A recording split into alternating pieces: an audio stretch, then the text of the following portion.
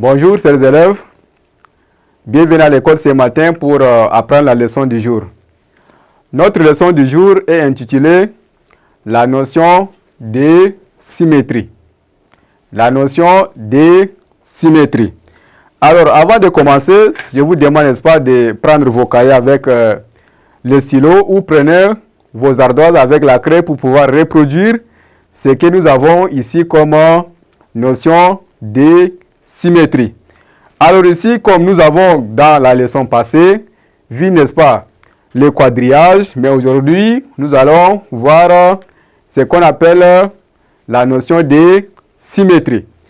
Alors pour ce faire, à l'issue de la leçon, vous devez être capable de tracer un axe de symétrie ou de reproduire une figure symétrique sur un quadrillage. Si nous devons, si nous sommes appelés à tracer par exemple l'axe de symétrie, par exemple ici, nous pouvons tracer de cette manière.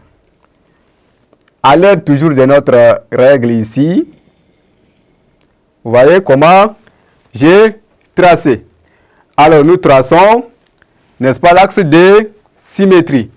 Alors nous pouvons par exemple faire un dessin qui marque, n'est-ce pas, l'axe de symétrie. Vous voyez, en observant, c'est, n'est-ce pas, la présence d'une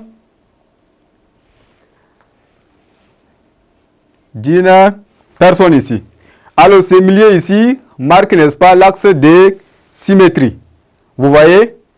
Alors, de la même manière, nous pouvons également tracer également un autre axe de symétrie.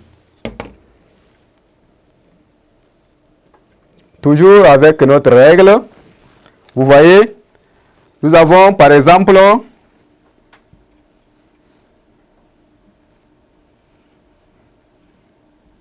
de la même manière une personne que nous voyons ici.